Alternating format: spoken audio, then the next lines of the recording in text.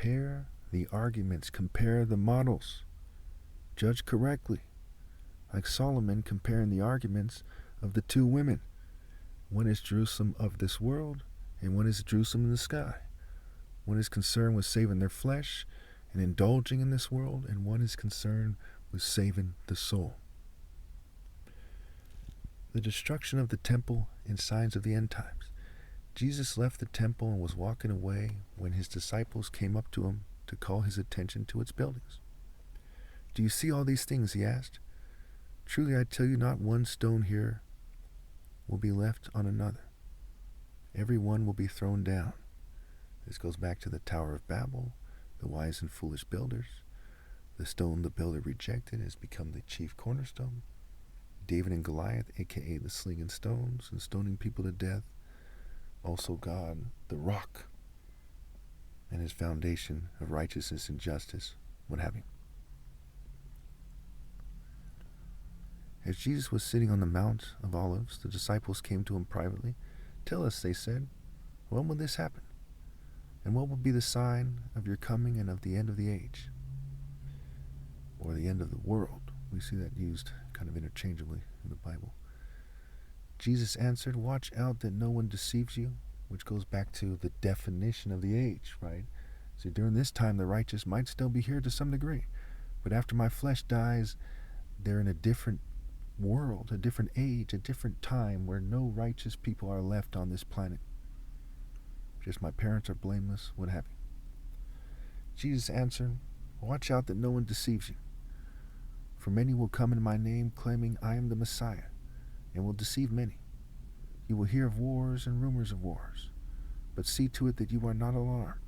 Such things must happen, but the end is still to come. Nation will rise against nation and kingdom against kingdom. There will be famines and earthquakes in various places. Notice this, nation against nation. Every single nation will rise against itself and other nations. Okay, because they have an internal conflict as a result of being sinners, and it expresses itself in various ways, spiritually and otherwise. There are famines in regards to a lack of righteousness, earthquakes in regards to the angles of God waging war against them, what have you. All these are the beginnings of birth pains. Then you'll be handed over to be persecuted and put to death. Again, then you will be handed over to be persecuted and put to death. What do you call someone who's not willing to die, even if they have 1,000 kids? Okay, someone who's not willing to die for God is a Satanist. He says that's going to happen to you if you're loyal to me. You will be persecuted and put to death. So again, then you'll be handed over to be persecuted and put to death, and you will be hated by all nations because of me. By who? By all nations. Are you supposed to be a patriot? No. You're supposed to be some kind of New World Order globalist? No. You're supposed to obey God through me. At that time, many will turn away from the faith and will betray and hate each other, right? The blame game, what have you, as they're all liars, they're all worms. Protestants and Catholics blaming each other when they're all wrong, what have you. And many false prophets will appear and deceive many people. Because of the increase of wickedness, the love of most will grow cold. Are their marriages valid? No. Do they love God and keep the commandment, the greatest commandment? No. Do they love their wives as themselves, their neighbors as themselves? No. Are they willing to lay down their lives, their flesh, for the souls of their families? No. But the one who stands firm to the end will be saved. Who will be saved? The one who stands firm to the end. What kind of person stands firm? Clueless? Flanders? Joel Osteen? Who? What kind of person? Perhaps a warrior? Perhaps a morally precise martial artist? Perhaps the top martial artist ever possible? Yes, that's the answer. And this gospel of the kingdom will be preached in the whole world as a testimony to all nations, and then the end will come. So when you see standing in the holy place, the abomination that causes desolation, spoken of through the prophet Daniel, let the reader understand. Then let those who are in Judea flee to the mountains. Okay, so what's the holy place? People's temple, where their souls are supposed to be, for example. Basically, when you see an increase in wickedness, and you see evil express itself in certain ways, that shows that it's the end, that you're supposed to rally to me that much more. Flee to the mountains like Mount Zion, what it represents, Mount Horeb, what it represents. Let no one on the housetop go down to take anything out of the house. Let no one in the field go back to get their cloak. Right? You need to scramble and put on the armor of God, the cloak of zeal. How dreadful it will be in those days for pregnant women and nursing mothers. Pray that your flight will not take place in winter or on the Sabbath. For then there will be great distress unequaled from the beginning of the world until now, and never to be equaled again. Okay, the top martial artist ever possible, right? Never to be equaled again, because the adversity that I'm facing, the amount of people, the tech, the breeding, the cheating, the generational ill-gotten gains, which rules out people in the future. And after this, the righteous leave this planet, and they have peace. If those days had not been cut short, no one would survive, but for the sake of the elect, those days will be shortened. It's saying that if people were tempted enough, that they'd lose their souls. But for the sake of those who are destined to obey God through me in time, they will be shortened. Like if God increases wickedness too much, it can overcome even the elect. We see this. We'll get to that in a second here. At that time, if anyone says to you, look, here is the Messiah, or there he is, do not believe it. Now what does he say next? For false messiahs and false prophets will appear and perform great signs and wonders to deceive, if possible, even the elect. Right? So even they could be deceived by the wickedness if they don't focus on Royal African Falcon martial arts, right? The root and offspring of David versus Goliath. So they focus on the technology and people's understanding of the Bible. They're going to miss the point. Now, how do we know I'm right? Well, watch what it says. See, I've told you ahead of time. So if anyone tells you, there he is out in the wilderness, do not go out. Or here he is in the inner rooms, do not believe it. For as lightning, again, write down that word lightning. That is the difference between the true and the false. For as lightning that comes from the east is visible even in the west, so will be the coming of the Son of Man. Wherever there is a carcass, there the vultures gather. Going back to neck bet or neck bit or neck bait or kin bait. And Ken bait, right? The Ken and Barbie, Ken from Street Fighter 2. They do things like that with their New World Order satanic philosophies where they kind of work the wordplay. Okay. So you see the lightning, right? And it goes back to the I am, and you'll see the Son of Man coming on the clouds of heaven, sitting at the right hand of power, the right hand of the Mighty One, the right hand of God. And we see in Isaiah 30, verse 30, the Lord will cause people to hear his majestic voice and will make them see his arm coming down with raging anger and consuming fire with cloudburst, thunderstorm, and hail. So we see that those who aren't obeying God, right, to the devious, he's shown himself shrewd. They've been handed over to wicked people, and they have nothing to show for it. Just giggling like witches, like little immature wizards and magic card worms. Just acting like clowns, acting like Bezos, acting like, Freddy Krueger, acting like Jason Voorhees, acting like cartoon demons or something. Just immature people, very immature. Sarcastic vampires, just very immature. Jezebels and assorted dogs, assorted Judases at best. Okay. Immediately after the distress of those days, the sun will be darkened, and the moon will not give its light. The stars will fall from the sky, and the heavenly bodies will be shaken. So there's this lightning, which is compared to arrows. And arrows, right, it goes back to Ebo, right? Ebo, bow and arrow. Judah is the bow, Ephraim is the arrow. So he's firing Ephraim, who's like a senseless dove, is what the Bible says. These senseless fools are, leading people astray. Okay? And in the midst of that, the Ephraim, any of Ephraim, the idea that's superimposed on who made it to heaven, are in the spiritual realm, striking them as well. Okay, so there's all kinds of angles there, right? There's fallen angles and there's divine angles, angels and angles.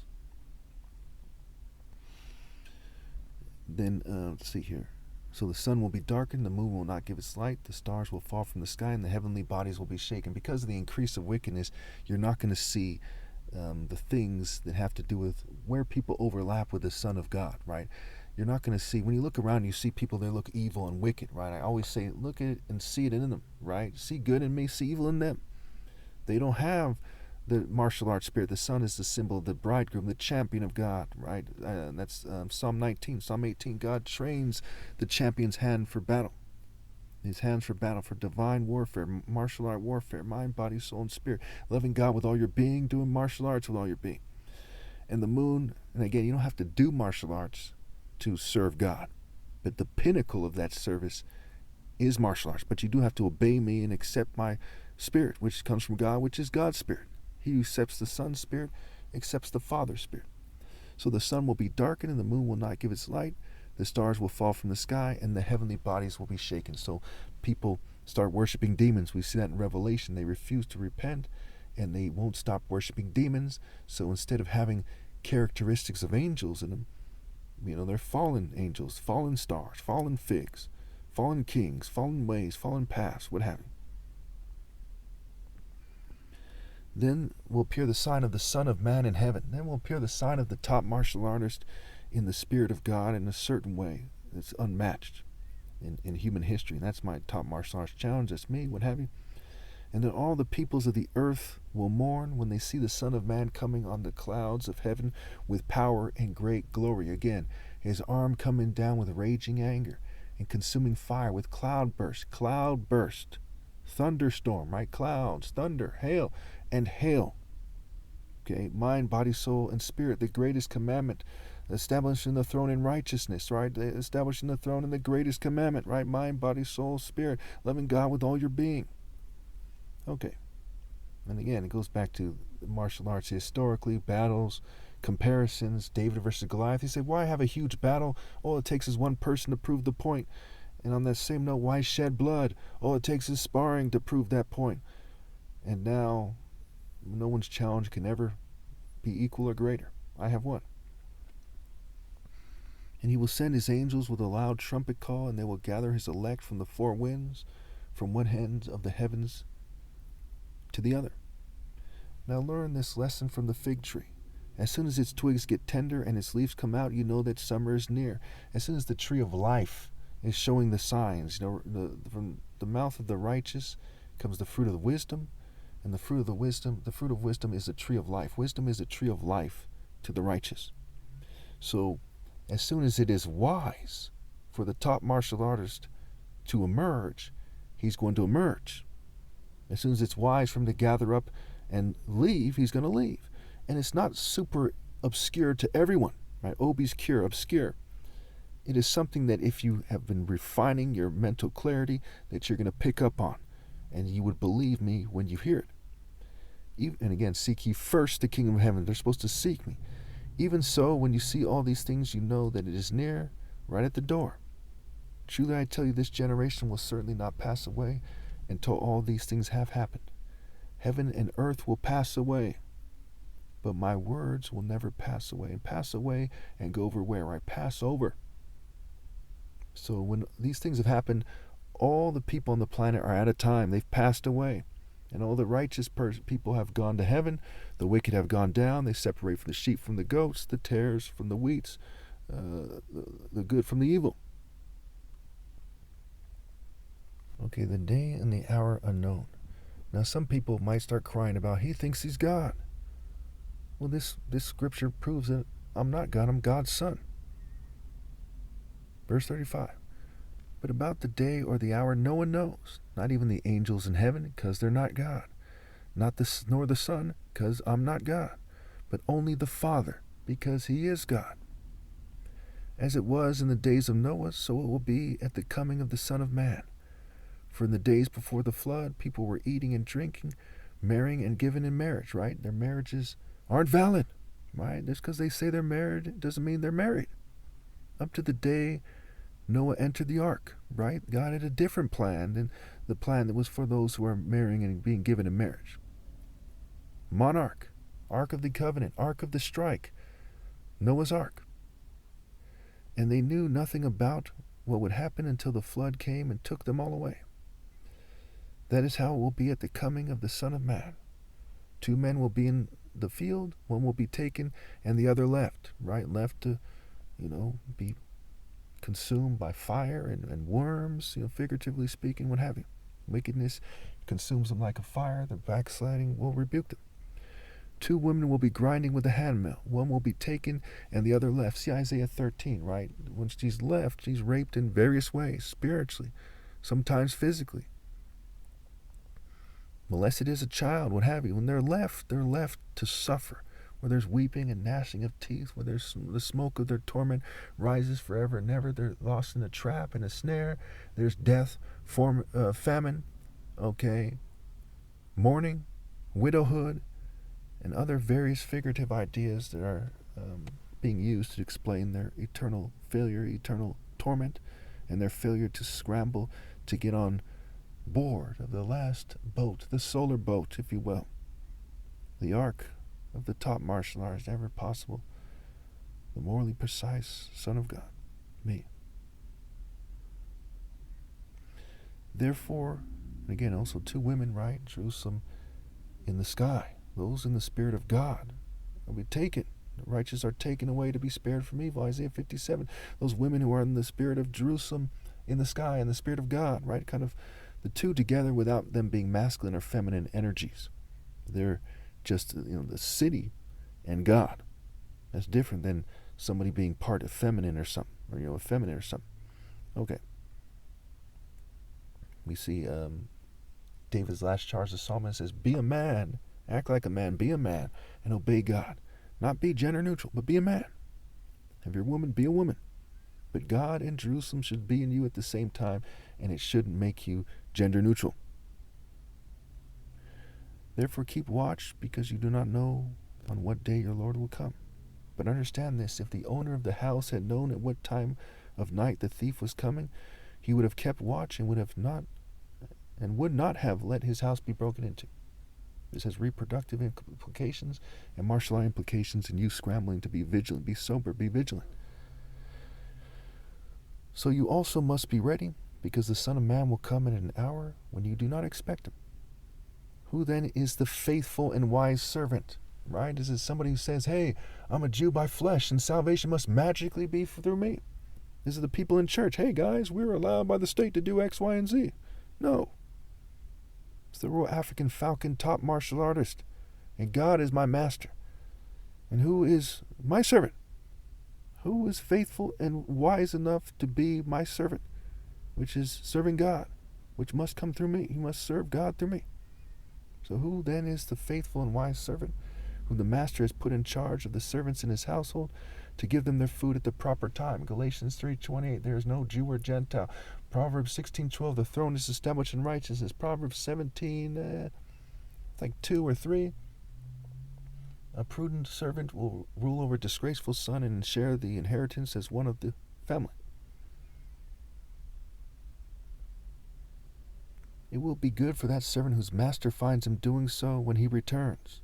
Truly I tell you, he will put him in charge of all his possessions. But suppose that servant is wicked and says to himself, my master is staying away a long time. Or, for example, they like to indulge in paganism instead of doing God's work. They want to do the work of the churches and the state instead of the work of God. Keyword, a long time. Even though time flies and life is short, they perceive it to be a long time because they don't have a heart of wisdom. They haven't learned to number their days, like I believe it says in Psalms. That's what they're supposed to do. Look at this situation and know what is wise and be faithful to God and universal pinpoint and moral precision, which is the Spirit of God, which comes with the principles and the actions of the morally precise, mind you, obviously. It will be good for that servant whose master finds him doing so when he returns. Truly I tell you, he will put him in charge of all his possessions, which goes back to the parable of the 10 minas, the bags of gold. Okay? To the one who has, he will be given more. To the one who has not, even what he has will be taken from him. But suppose that servant is wicked and says to himself, my master is staying away a long time. And then he begins to beat his fellow servants and to eat and drink with drunkards. So the master of that servant will come on a day when he does not expect him, and at an hour he is not aware of. Okay? He will outmaneuver him, as I've outmaneuvered all you wicked rebels. He will cut him to pieces, right? Revelation 19. Waging war with righteousness and justice. Psalms. Dashing him to pieces like pottery. trampled under my feet. He will cut him to pieces and assign him a place with the hypocrites, where there will be weeping and gnashing of teeth. Notice the word used as hypocrites, going back to Matthew 23, the chapter before this, and the 7 woes, which connects to, you probably guessed it, the 7 trumpets, the 7 bowls, the 7 seals, what have you, in Revelation. Thank you.